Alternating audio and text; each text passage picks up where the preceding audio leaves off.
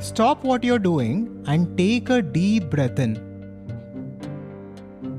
Hold it. Let go and relax. Now, did you notice a momentary sense of calmness here? And what if you could extend this calmness and access it whenever anxiety strikes? In the next few minutes, I will reveal to you a powerful technique, one inspired by the ancient Bhagavad Gita and another from the reality transurfing model, which when put together can be a powerful tool for us to address stress and anxiety forever. Whenever we feel stressed, we can simply make use of these tools, and in a matter of few minutes, we can overcome this. Imagine living unaffected by the external reality. And imagine being still and walking in stillness in this chaotic world. That is what is possible through these tools. So make sure to go through each of these processes and watch this completely so that you get maximum value out of it. At first, let's discuss the mind trap and let's understand why we are more stressed than ever. Have you noticed how your attention jumps from one thought to another as if it is on an endless loop and it is stuck in this loop? This is the source of stress. This is the source of anxiety. We are unable to keep our awareness as it is. Our awareness is always entangled with something or the other. The average person checks their phone almost 96 times daily. That is once every 10 minutes of waking life. Each notification, scroll, and app switch creates a cognitive interruption brain must process, fundamentally rewiring your nervous system. That's why we find ourselves unable to focus on conversations or work because the mind is constantly distracted. With the advent of social media and all these apps which we are so dependent on, our mind is more distracted than ever and our stress is higher than ever. Inside your brain during this digital onslaught, the amygdala, your emotional processing center, becomes hyperactive. Your brain, designed to solve problems, keeps scanning for more issues, creating a mind that can never truly rest. Meanwhile, the social media's architecture exploits emotional vulnerabilities. Algorithms identify content that triggers fear, anger, or insecurity because it generates more engagement. All these things are causing stress. Take our own YouTube channel, for example. Most people recommended us to introduce extreme retention editing. This is a method which is used by many channels across the world to increase engagement, to increase views and subscribers. Here, there is a lot of editing that is done to the videos with a lot of visual effects, sound effects, lot of bright colors and images. Of course, this works and this will increase the number of views as this kind of editing resonates with a mind that is already addicted to stimulations. But this is definitely not a direction in which we wish to go. With this, let's come to the solutions to stress and anxiety and how we can instantly calm our mind. At first, we will discuss the center screen exercise, which we talk about in the Advaita Conscious Society. Now, before I take you through this process, you need to understand certain terminologies and certain concepts. At first, there is something called as the internal screen and there is something called as the external screen. Think about your awareness as something which is in the center of these two screens. And you can also refer to this diagram which will be displayed. Your external screen consists of the external world, whatever you are seeing right now. For example, you're watching this video right now and this video is your external screen right now. At the same time, there is something called as the internal screen. Within your mind, you are thinking about different things, you are imagining certain things, and you might be visualizing different things. This is your internal screen. Now, what happens to most of us is that our awareness is either identified with the external screen or the internal screen at any given point in time. It is never pure, it is never at the awareness center. It is always entangled with different objects, whether it is with the internal screen or with the external screen.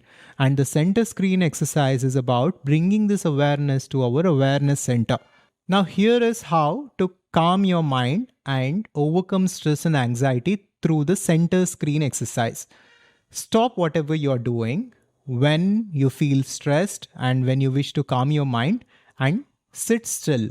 After this, try to witness and observe your external screen and your internal screen at the same time simultaneously. Try to witness both the screens simultaneously. When you try to do this, your awareness comes to the awareness center. Your awareness is no longer entangled with any particular screen. So this is the center screen exercise. Just try this with me right now. Just try to witness what is happening within your mind and this video simultaneously in this very moment. As you try to do this, you can see how your awareness sort of detaches itself from both the screens and comes to a center, creating a sense of peace and calmness. This is the powerful center screen exercise, and you can make use of this whenever you need it. You can make use of it multiple times a day. And in fact, at ACS, we recommend making use of this as many times as possible throughout the day so that we can break the pattern of unconscious thinking and unconscious actions. This metacognitive shift of awareness allows you to respond to challenges with greater clarity. When you realize that you are not your thoughts but the awareness witnessing them, anxiety becomes just another passing mental event. Many of our members report immediate relief with this technique. With this, let's come to another tool, another method inspired by the ancient Bhagavad Gita. In the 6th chapter, the 11th and 12th verses outline this practice. He should sit firm in yoga with body, head and neck aligned, motionless, gazing at the tip of his nose without looking around. The posture itself is described with anatomical precision. Your spine, neck and head form a straight line, creating an energetic pathway through which breath can flow freely. The shoulders remain relaxed, releasing tension from the upper body. The instruction to focus the gaze at the tip of the nose without letting eyes wander activates specific neural pathways that trigger the parasympathetic nervous system. Along with this, you can make use of the 6 count inhale, exhale. And let's do this now. Sit straight, keep your head straight, looking ahead, and keep your spine erect. And slowly begin to inhale. And as you begin to inhale, count from 1 to 6. Now you need not count it out loud, but just count this within your mind. 1, 2, 3, 4, 5, 6. After this, hold your breath for a moment and then release your breath slowly through the mouth, again with 6 counts. 1, 2, 3, 4, 5, 6. So a 6 count inhalation slowly through the nose and then holding of the breath momentarily and then slow release of breath, again with a 6 count exhalation through the mouth. When you do this, even just for 3 to 6 times, you will find a sense of profound calmness and stillness. Again, this can help us transcend stress and anxiety. Our breath is directly linked to prana and the mind. So by slowing down breath, we can calm the mind. When breathing at this rate, receptors in your lungs activate the vagus nerve, the main communication highway for your parasympathetic nervous system. This also triggers physiological changes. The heart rate decreases, blood vessels dilate, digestive organs receive increased blood flow, and stress hormones begin to dissipate. Your body simply cannot maintain high anxiety while breathing this way. In verse 6.26, Krishna addresses the wandering of the mind. He says, Whenever the mind, restless and unsteady by nature, wanders away, one should bring it back to focus on God or that infinite consciousness. If you are a beginner, you will begin to observe the benefits of it immediately.